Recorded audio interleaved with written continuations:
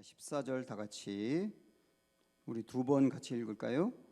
내가 주께 감사하오면 나를 지으심이 심히 기묘하심이라. 주께서 하시는 일이 기이함을 내 영혼이 잘 아나이다. 다시요. 내가 주께 감사하오면 나를 지으심이 심히 기묘하심이라. 주께서 하시는 일이 기이함을 내 영혼이 잘 아나이다. 아멘. 네, 교회에서 가정에서 예배드린 여러분 사랑하고 축복합니다. 둘러보시면서 우리 예수님은 우리의 소망입니다 하면서 함께 인사할까요? 예수님은 우리의 소망입니다.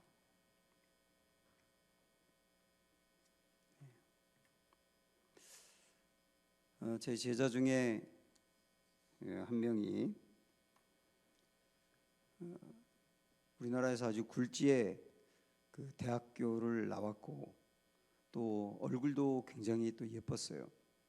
근데 다른 사람들이 볼 때는 뭐 가정 배경도 그렇고 모든 면에서 되게 부럽고 그리고 자랑할 만한데, 근데 이 친구는 한마디로 말씀드리면 그의 영혼이 참 안전하지가 않습니다. 영혼이 안전하지가 않아요. 굉장히 불안해요. 또 오늘까지 우리가 보고 있는 이 139편의 말씀을 보면 지금 이 다윗이 이 시편을 어떤 상황에서 썼는지를 마지막 대목에 우리에게 알려주고 있거든요. 마지막 19절부터 보시면,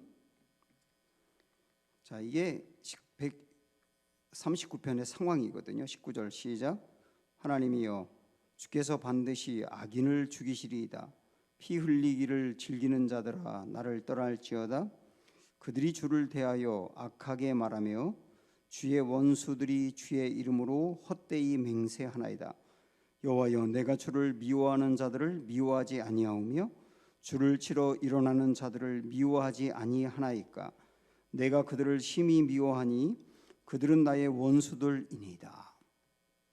이 대목만 보면 우리 알 수 있죠. 지금 다윗을 공격하는 원수들이 있다는 거. 원수들이라 그랬어요. 아마도 사울과 그리고 사울의 그 명령을 받아서 다윗을 잡으려 하고 죽이려 하고 모함하고 그러는 사람들이겠죠. 그런 사람들이 다윗 주변에 질비하다는 겁니다. 그래서 다윗은 숨기지 않아요. 그들이 정말 밉다고.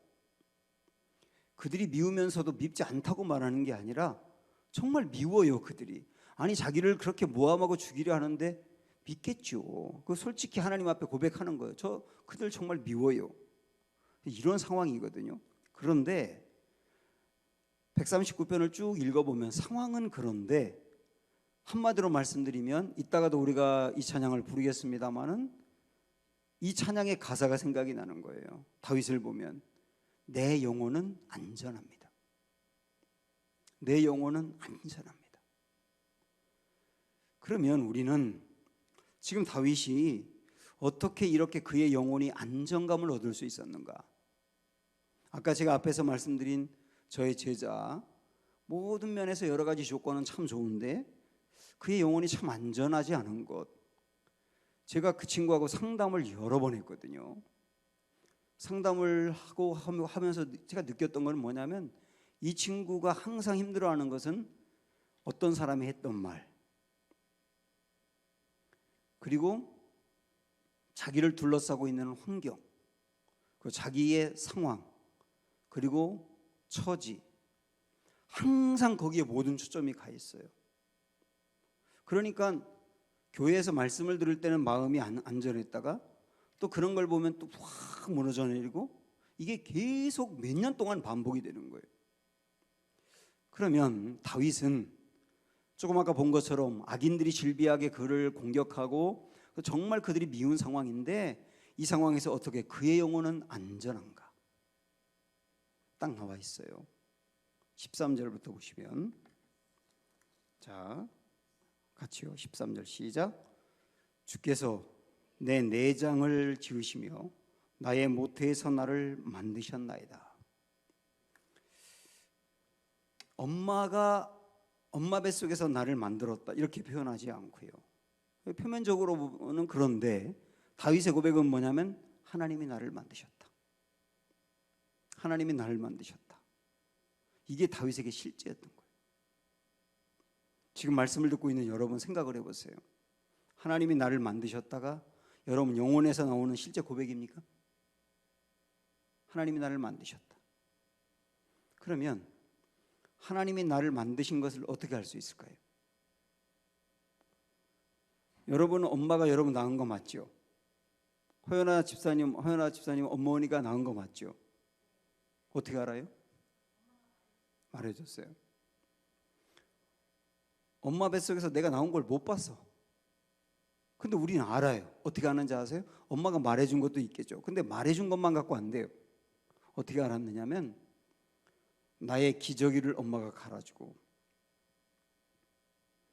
모든 희생을 다 치르며 나를 키웠고, 내가 아무리 잘못하고 힘들게 해도 나를 포기하지 않았고, 그리고 나에게 줄 수 있는 모든 걸 주었어요. 한마디로 말씀드리면 완전한 사랑을 부었어요. 사랑을 보니까 나를 낳은 게 맞구나 이렇게 알게 된 거예요. 그렇지 않습니까? 하나님이 나를 만들었다. 하나님이 나를 낳았다. 어떻게 알아 그거를? 우리 못 봤는데. 어떻게 아는지 아세요? 하나님이 아들 예수님을 보내고 그 아들 예수님은 당신의 몸을 내던져 나를 위해 죽으셨대요. 나를 살리셨대요. 그 나를 포기할 수 없어서 그랬대요. 그 십자가에서 우리 하나님과 예수님이 이루신 그 일을 실제 믿는 순간, 야, 그렇게 나를 위해 다 주셨구나. 목숨까지 내어줄 정도로 나를 위해 다 주었구나. 아들까지 주었는데 못 주는 게 뭐 있나? 그러고 생각하니까 하나님 정말 나를 위해서 다 주는구나. 희생까지 하신 분인데 뭘 못 줄 게 있나? 이렇게 하나님의 사랑을 정말 우리가 아는 그 순간이 오거든요. 그때 우리는 알게 되는 거예요. 하나님이 나를 만드셨다. 그때 정말 우리는 알게 된다고. 다윗은 굉장히 힘든 상황인데 사울의 무리들이 죽이려고 하기 때문에 어디 갈 수가 없어요. 나타나기만 하면 대번 신고해버리고. 그런 상황에서도 그의 영혼이 정말 안전할 수 있었던 것은 이게 실제였던 거예요. 하나님 나를 만드셨다. 그러다 보니까 하나님이 나를 만드셨다라고 하는 것을 알 때 그의 영혼에 굉장한 안정감이 온 거예요. 제가 이전에 여러분 그 이야기를 소개한 적이 있는데요. 제가 부목사로 있을 때 담임 목사님이 하셨던 얘기인데, 그 목사님의 여동생이 있어요. 목사님의 남동생이 있고 여동생이 있고 이렇게 3남매인데, 근데 어느 날 그 여동생이 중학교 때 그 친척이 와가지고, 친척들이 오면 늘 그런 흉악한 얘기 하지 않습니까? 너 주워 왔다고. 이 얘기를 또 장난으로 했는데, 이게 장난으로 보통 모든 아이들이 받는데 이 중학교 이 여학생 아이는 갑자기 그 말을 듣는 순간 큰 오빠 얼굴 쳐다보고 작은 오빠 얼굴 쳐다봤는데 큰 오빠와 작은 오빠는 얼굴이 너무 하얀 거예요. 근데 자기는 얼굴이 까매요. 그리고 큰 오빠와 작은 오빠 같지가 않아서 생긴 게, 그 순간에 친척이 했던 얘기가 믿음으로 다가왔어요. 나 정말 주워 온 게 맞구나. 그래서 그 다음부터는 내가 우리 엄마가 나를 낳은 게 아니라 나를 주워왔다는 생각을 믿는 순간 방황이 시작됐대요. 공부도 안 하고, 그 다음에 집에 아주 늦게 들어오고, 굉장히 엄마 아빠에 대해서 반항적이고, 갑자기 이상해진 거예요, 얘가. 갑자기. 그러면서 끊임없이 엄마가 나 낳지 않았잖아, 나 주워왔잖아, 계속 물어보고, 엄마가 처음에는 그냥 농담으로 하는 줄 알았는데 실제 그러니까 아니라고, 내가 널 낳았다고. 그렇게 아무리 이야기도 믿질 않는 거예요. 그러니까 엄마가 나를 낳았다는 걸 믿지 않을 때 방황하는 거예요. 그러다가 어느 날 시장에 갔는데, 시장에서 어떤 아줌마가 엄마 얼굴을 보고 딸 얼굴을 보더니 아유, 그냥 딸이 엄마하고 똑같네 이렇게 얘기했대요. 그 순간에 이 딸이 물어본 거예요. 엄마 정말 엄마하고 저하고 똑같아요? 아주 판박이야, 똑같아. 그러니까 그 순간에 막 울어버린 거예요. 막 울어버린 거, 울면서 엄마를 붙들고, 엄마 정말 내 엄마 맞지? 엄마가 나 낳았지? 그렇다니까 몇 번을 얘기해. 그 순간에 엄마가 정말 자기를 낳았다는 걸 믿는 거예요. 믿는 순간 방황이 끝났다는 거예요. 왜 그래요? 나를 정말 엄마가 낳았다는 걸 믿는 순간 이 사람 안에 안정감이라는 게 생기는 거예요. 우리의 영혼도 하나님이 정말 나를 만들었다는 것을 마음으로 알고 믿고 받아들이는 순간 그 사람의 처지와 상황이 어떠하든지 안정감이 생긴다고요. 다윗의 안정감은 거기서 온 거였던 겁니다. 그 다음에 하나님이 나를 만들었다라고 하는 것으로 끝나지 않아요. 자, 우리 16절로 넘어가서 보시면 이렇게 이어갑니다. 16절 시작. 내 형질이 이루어지기 전에 주의 눈이 보셨으며 나를 위하여 정한 날이 하루도 되기 전에 주의 책에 다 기록이 되었나이다. 그러니까 이 다윗이 고백하는 게 뭐냐면 내 형질이 만들어지기 전에, 내가 엄마 뱃속에서부터 나라고 하는 존재가 눈꽃만한 존재로 생기기 시작해서 거기서 점점 사람의 모양으로 형질이 이렇게 만들어져 가지 않습니까? 그러니까 그렇게 시작하기 전에, 그 전에 뭐라고 그랬어요? 주의 눈이 나를 보셨다고요. 내가 그 형질이, 눈꽃만한 형질이 만들어지기 전에 이미 나라고 하는 존재가 하나님 안에 있었다는 겁니다. 그 다음에 뒤에 보면 뭐라고 말합니까? 나를 위하여 정한 날이 하루도 되기 전에, 내가 이 세상에 엄마 뱃속에서 태어나서 나라고 하는 인생이 시작되는 첫날, 그게 태어난 날이잖아요. 나라고 하는 인생이 시작되기 전, 태어나기 전에 이미 그때 주의 책에 내가 기록이 되었었다. 이 고백을 하고 있는 거거든요. 그러니까 나라고 하는 존재가, 와, 엄마가 아빠가 나를 만들기 시작하기 전에, 와, 유석열이라고 하는 존재가 이미 하나님 안에 있었구나. 그거를 정말 마음으로 받아들일 때 어떻게 되느냐면, 나라고 하는 존재가 우연히 태어난 게 절대 아니구나. 사람들이 볼 때는 계획이 없었어요. 이 딸을 낳을 계획이 없었는데 갑자기 태어났어요. 그래가지고 엄마가 나를 가졌을 때도 얘 낳으면 안 되는데 어떻게 하면 좋아. 그러다가 태어났어. 그래도 이건 하나님 안에 있었다는 거예요. 이걸 깨닫는 거예요. 거기서 오는 나라고 하는 존재에 대한 귀함. 우연히 태어난 게 아니구나. 그 다음에요, 16절 뒤에 나라고 하는 존재가 이 세상에서 첫날을 시작하기 전에 하나님의 책에 내 이름이 있었답니다. 유석열이라고 하는 존재를 하나님이 이 땅에 보내기 전에 이미 유석열이라고 하는 이름이 하나님의 책에 있었대요. 하나님의 책에 있었다는 말은 많은 것을 생각하게 하는데, 그중에 특별히 우리가 생각할 게 뭐냐면 하나님의 계획 안에 있었다는 거예요. 하나님의 계획 안에 있었다.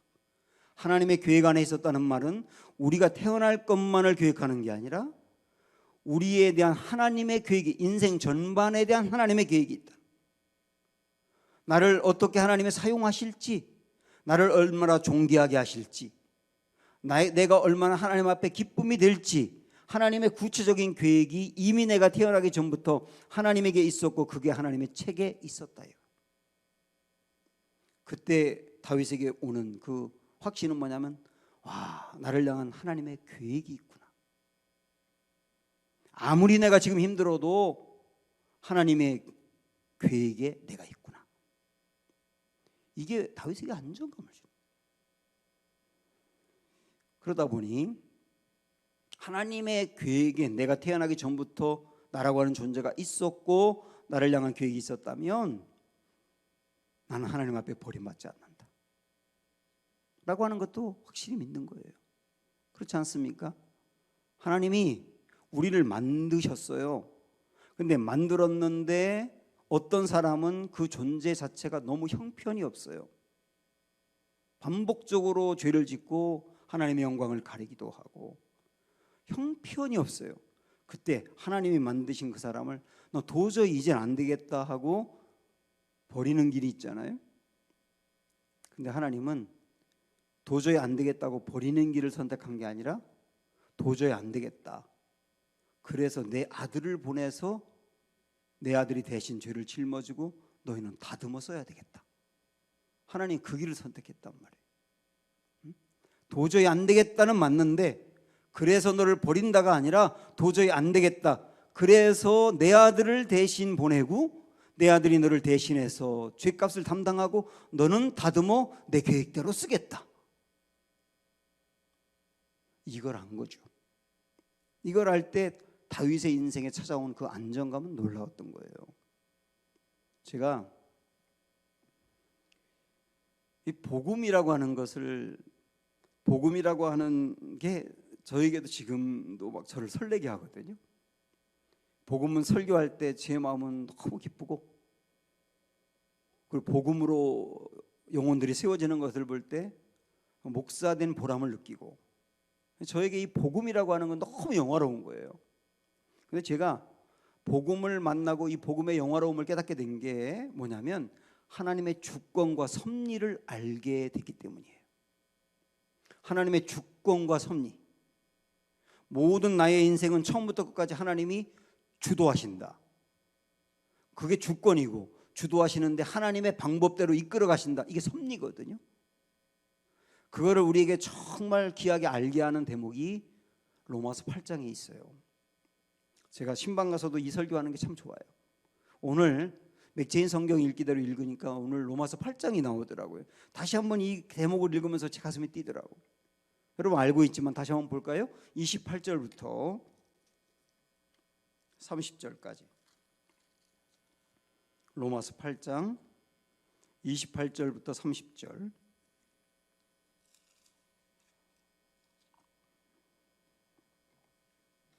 (250조) 여기 하나님의 주권과 섭리를 보는데요. 자, 28절 볼까요? 우리가 알거니와 하나님을 사랑하는 자 곧 그의 뜻대로 부르심을 입은 자들에게는 모든 것이 합력하여 선을 이루느니라. 여러분 이 말씀 잘 아시죠? 근데 이 말씀 28절만 달랑 떼서 이거 하나만 알면 안 돼요. 여기에 모든 것이 합력하여 선을 이룬다라고 하는 말씀이 그 다음에 예로 나온 게 29절이거든요. 30절까지. 그럼 어떻게 하나님이 합력하여 선을 이루느냐? 29절 보면 하나님이 미리 아신 자들을, 여기 5가지가 나온다고 제가 이전에도 말씀드렸죠. 여러분 성경에 아마 동그라미가 쳐 있을 것 같은데요. 5가지 첫 번째가 뭐냐면 아신다. 미리 나를 아신다. 유석열이라고 하는 존재가 있을 것과 하나님의 계획이 하나님 안에 있었다. 이게 미리 아신다거든요. 그 다음에 이어서 보면 아신 자들을 또한 그 아들의 형상을 본받게 하기 위하여 미리 정하셨다. 두 번째가 이제 정하셨다 이렇게 나오거든요. 나라고 하는 존재의 구원에 대해서 정했다고 볼 수도 있고, 그 다음에 나라고 하는 존재를 어떻게 하나님이 귀하게 쓰실지에 대해서도 정했다 이렇게 볼 수도 있죠. 이게 미리 하나님에게 있었다예요. 그 다음에 이는 그로 많은 형제 중에서 맏아들이 되게 하려 하심이니라. 30절에 넘어가면 또 미리 정하신 그들을 또한 세 번째 뭐라 그러냐면 부르시고, 하나님이 정한 그들을 어느 순간에 이렇게 불러서 주님을 믿게 하고 주님께로 나오게 했단 말이에요. 주님께로 나오게 했다고 보는 게 맞겠죠. 그 다음에 네 번째로 보면 부르신 그들을 또한 의롭다 하시고라고 되어 있어요. 주님께로 나오게 한 그들에게 의롭다라고 하는 말은 이 순간에 구원을 주셨다는 거죠. 말씀을 통해서든 어떤 경로를 통해서든 구원을 주시고. 근데 그 다음 5번째가 정말 귀합니다. 5번째가 뭐냐면 의롭다 하신 그들을 또한 영화롭게 하셨느니라. 영화롭게 하셨느니라, 그 말은 뭐냐면 하나님 나라에 가서 예수 그리스도처럼 부활하여 천국 백성으로 사는 상태를 말하는 거예요. 미리 알고 미리 정하고 어느 순간에 부르시고 부른 그들을 의롭다 하셔서 구원을 받게 하고 구원받은 그들을 하나님 나라에서 영화롭게 살 수 있는 단계까지 하나님 계획 안에 있다는 거거든요. 그러니까 이거는 미리 알고 정하고 부르시고 의롭다 하고 영화롭게 하는 것이 하나님의 주권인 거예요. 이거 하나님이 다 끌고 간다는 거예요. 그거를 우리 한 명 한 명에 대해서 그렇게 끌고 간다. 여기 내가 개입하는 게 아니라는 거죠. 하나님이 끌고 간다. 이게 하나님의 주권인데, 끌고 가는 방법이 뭐냐? 이게 섭리인데 그 섭리가 뭐냐면 합력하여 선을 이룬다는 거예요. 합력하여 선을 이룬다. 하나님이 모든 방법을 동원하여서 5가지 단계로 끌고 간다는 거예요. 그래서 어떤 사람은 도저히 하나님을 믿을 수 있는 환경이 아닌데 합력하여서 정말 그에게 어떤 놀라운 체험을 하게 함으로 하나님께 나오기도 하고, 제가 이전에 터키의 선교사님으로부터 간증을 들었는데 그 터키에 교회가 있는데 한 30명 정도 터키인들이 교회를 나오는데 그 30명 정도의 터키인들은 어떻게 나오게 됐냐면 다 갑자기 꿈속에서 환상을 봤대요. 근데 환상을 봤는데 막 교회를 보여주고 여기로 가라, 그리고 강력한 힘이 있어서 왔더니 교회가 있대. 전부 다 그렇게 온 사람들이에요. 그래가지고 그 선교사님의 기도 제목이 뭐냐면 터키 사람들이 더 많은 환상을 보게 해달라. 그게 기도 제목이더라고. 그러니까 도저히 교회를 나올 수 없는 환경, 98%가 이슬람이니까 그 환경 안에 있는 사람들이 하나님이 그런 방법으로 교회를 나와서 주님 믿게 했어. 이게 합력하여 선을 이뤘다는 거거든요.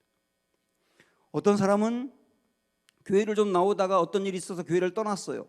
교회를 떠났고 이제 나와 교회는 상관이 없는 곳이라 생각했는데 그의 삶에 일어나는 어떤 고민이라든지 어떤 체험이라든지 어떤 사람과의 만남이라든지 이런 것들 때문에 다시 교회로 나오게 되고 주님을 만나는 자리까지 끌고 가는 거예요. 하나님이. 이게 뭡니까? 합력하여 선을 이루는 거예요.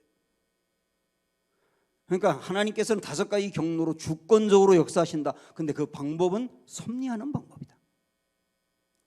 이렇게 보면서 마지막 5번째에는 영화로움이라고 하는 것을 조금 더 말씀드리면, 여러분 아시죠? 여기 영화로워지는 것, 이게 미래에 있을 일이라는 거 아시죠?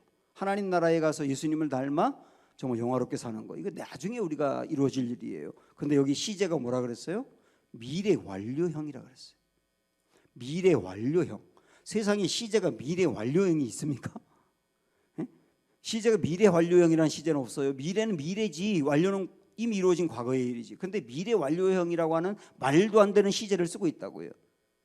근데 언제 이 미래 완료형을 쓰느냐? 분명히 미래에 이루어질 일이지만 너무나 명백한 사실일 때는 미래 완료형을 써요.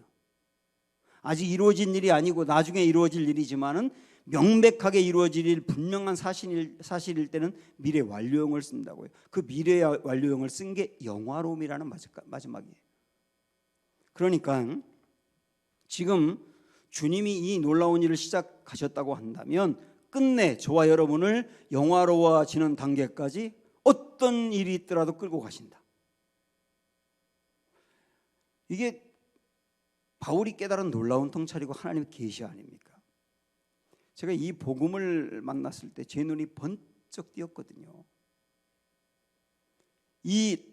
여기서 로마서에서 말씀하고 있는 이것이 오늘 시편 139편으로 그대로 연결이 되면 똑같은 거예요.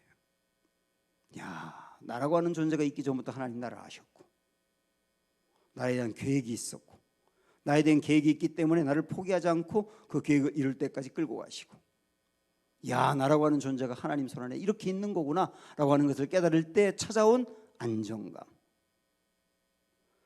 주변의 환경이라든지 상황이라든지 나의 여건이라든지 나의 처지라든지 심지어는 나의 기분과 감정이라든지 그런 것들에 의해서 내 영혼이 왔다 갔다 하면 안 된다는 거죠. 하나님이 나를 만드셨어. 그리고 하나님 안에 나의 계획이 있었어. 나에 대한 계획이 있었어. 이거 변함없는 사실이야 라고 하는 변하지 않는 진리, 이게 다윗에게 안정감을 준 겁니다. 한번 여러분 이 문구를 마음에 새겨보세요. 따라해 보세요. 진리가 결론이 되게 하라. 시작. 진리가 결론이 되게 하라. 바로 요 오늘 본문 말씀에서 말씀하고 있는 진리가 다윗에게 결론이 되었다고요. 우리에게도 이 말씀이 결론이 되는 순간 안정감이 오는 거죠. 아까 다시 오늘 말씀으로 와서 다윗이 지금 그를 죽이려고 하고 공격하는 원수들이 있었다고 했지 않습니까? 그들이 밉다고 했잖아요. 그런데 믿긴 했어요. 그런데 끝내 어떻게 한지 아세요?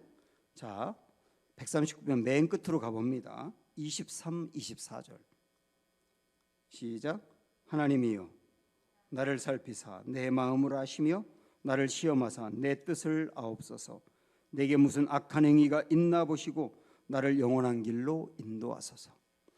하나님 저들 정말 미워요. 너무 미워요. 그런데 그 다음에 하는 고백이 뭐냐면 하나님 저에게 악한 행위가 있나 살펴보세요. 이 말이 연결되는 것은 무슨 뜻입니까? 밉지만, 그들이 정말 밉지만 그렇다고 내가 그들을 해하거나 그들과 똑같이 나도 공격하거나 그들과 똑같이 나도 죄를 짓거나 그러지 않도록 내 마음 지켜주셔서 감사합니다. 이런 고백 아닙니까?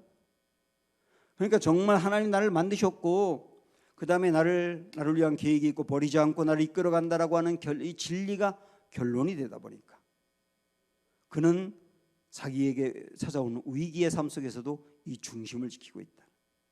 죄에 빠지지 않도록 자기 자신의 영혼을 잘 다스려 가고 있다는 거예요. 하나님 나를 만드셨다. 이 진리가 결론이 되기를 축원합니다. 자, 이렇게 이 진리의 말씀을 마음으로 확고하게 믿은 다윗. 그러고 보니까 그렇게 믿고 보니까 자기 자신이 이렇게 보이는 거예요. 와, 하나님 나를 만드셨구나. 나라고 하는 존재가 하나님의 계획에 이미 있었구나. 그러니 나라고 하는 존재가 하나님 계획대로 되겠구나. 나를 버릴 리가 없는 거지라고 하는 확신이 딱 드는 순간 자기를 바라보는 눈이 달라졌다고요. 자기를 바라보는 눈이. 그게 이제 14절 15절이거든요. 자, 어떻게 달라졌는지 볼까요? 시작. 내가 주께 감사하오면 나를 지으심이 심히 기묘하심이라. 주께서 하시는 일이 기이함을 내 영혼이 잘 아나이다. 내가 은밀한 데서 지음을 받고 땅의 깊은 곳에서 기이하게 지음을 받은 때에 나의 형체가 주의 앞에 숨기지지 못하였나이다.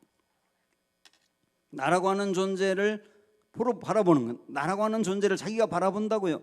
그러면서 얼마나 이 다윗이 자존감이 높아졌는지 나라고 하는 존재는 심히 기묘하다라고 표현하고 있어요. 심히 기묘하다. 감사한다고 앞에서 표현하면서 감사한다는 말은 경탄한다는 거예요. 하나님 저 정말 경탄합니다. 뭘 보고 경탄했냐면 나라고 하는 존재를 보고 경탄합니다. 왜냐하면 하나님이 나를 심히 기묘하게 만들었군요. 여기 기묘하다는 말이 이게 해석을 하면 구별된다는 뜻이거든요. 구별된다. 그래서 하나님이 만든 온 세상의 피조물들 그리고 하나님이 만드신 많은 사람들과 저를 비교해 보니 와, 제가 정말 구별되게 다르군요. 나를 그렇게 바라보면 이게 교만입니까? 교만이 아니잖아요. 세상에 아름다운 것들이 많지 않습니까? 삼라만상을 바라보면 정말 아름답고 우리가 어딘가 놀러가서 꽃들을 바라봐도 와, 정말 예쁘다, 아름다다 그러는데 아무리 예쁜 자연 만물을 보더라도 다윗이 자기를 바라볼 때 제가 훨씬 더 아름다워요. 하나님. 다른 존재 어떤 사람 정말 그 사람들을 바라보고 아무리 잘생긴 사람을 바라봐도 제가 정말 귀해요. 잘생겼어요. 그렇게 보는 거예요. 다윗이 어떻게 생겼는지 모르겠습니다만은 사무엘이 다윗의 집에 처음 왕의 감을 고르기 위해서 갔을 때 아버지가 큰아들부터 사무엘에게 이렇게 보여주었는데요. 다 잘생겼어요. 키도 크고 와, 잘생겼다. 세상에 장동건이 거기 다 있고 정말 잘생겼다. 그랬는데 그 사람들 다 그냥 패스하고 아버지도 인정하지 않은 막내인 다윗이 채택을 받았거든요. 그래서 이전에 말씀드렸죠. 아버지도 인정하지 않은 그 사람을 히브리어로 하타콘이라고 했는데 하카톤이라고 그랬는데 하카톤이라는 말이 뭔가 좀 떨어지는 아이라고 하는 의미가 있거든요. 하찮은 아이. 그렇게 보이는 아이였다는 거예요. 그렇게 볼 때는 그렇게 외모가 출중했다고 보기 어렵거든요. 근데 세상에 아무리 잘생긴 사람들 바라보더라도 자기 자신이 그러는 거예요. 하나님 제가 이렇게 잘생겼고요. 이렇게 저 잘났죠? 이게 교만이냐고요. 자존감이죠. 그리고 14절에서도 15절에서도 기이하다 그렇게 표현하고 있거든요. 기이하다라고 하는 말을 또 제가 찾아봤더니 어떤 말이냐면 우리 쉽게 이해한다면 알록달록하게 색칠한 이라는 의미입니다. 그러니까 다윗이 그러는 거예요. 하나님께서 저 만들 때 알록달록하게 색칠해서 예쁘게 만든 거죠. 이렇게 말하는 거예요. 자기 자신의 존재가 얼마나 귀한지를 보는 거예요. 이게 교만이냐고요. 굉장한 자존감인 거예요. 어디서 나온 자존감이었습니까? 하나님이 나를 만들었다는 데서 오는 자존감.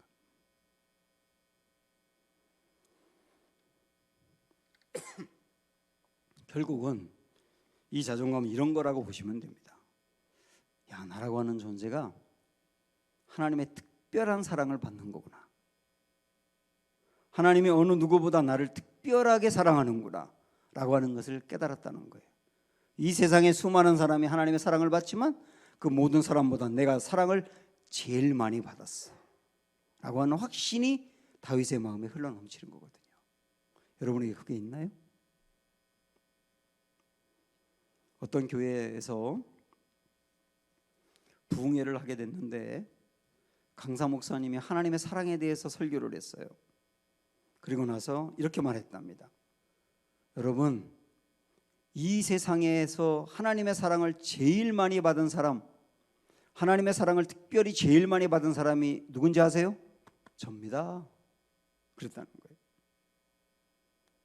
그게 어떤 의미입니까? 자기는 그 사랑을 느낀다는 거죠. 이 설교가 은혜롭게 끝났어요. 담임 목사님이 설교가 끝나고 나서 광고를 하면서 이렇게 말했답니다. 오늘 우리 강사 목사님이 설교하신 거 정말 은혜 많이 받았습니다. 그런데 하나 틀린 데가 있어서 수정을 해드립니다. 아까 목사님이 이 세상에서 하나님의 사랑을 제일 많이 받은, 특별하게 사랑을 받은 사람이 강사님이라고 그러셨는데 그거 수정해드립니다. 제일 많은 사랑을 받은 사람은 접니다. 모든 사람이 그렇게 느껴야 되는 거예요. 모든 사람이 전부 다 그렇게 느껴야 되는 거라고요. 저도 이 세상에 어떤 누구보다도 제가 사랑을 제일 많이 받았어요 라고 느껴야 되는 거고, 그 설교를 제가 하면 여러분은 무슨 소리예요? 그 사랑을 내가 제일 많이 받았지 라고 느껴야 되는 거예요. 이게 다윗의 마음인 거지. 어느 누구보다도 이 사랑을 제가 받았습니다. 하나님이 저를 그만큼 사랑합니다. 이 자존감이 어디서 나왔냐고요? 하나님 나를 만드셨다 해서. 저는 오늘 우리 모든 교우들이 다윗의 이 고백이 아까 제가 소두에서 했던 기도처럼 어떤 사람의 고백이 우리의 삶의 경험에서 나오는 우리의 삶의 고백이 되기를 원합니다 라고 했던 것처럼 다윗의 이 고백이 저와 여러분 모두의 진정한 고백이 되고 거기에서 우리 영혼은 정말 안정된 은혜가 있기를 축원합니다. 함께 찬양하겠습니다. 내 영혼은 안전합니다. 함께 부를게요.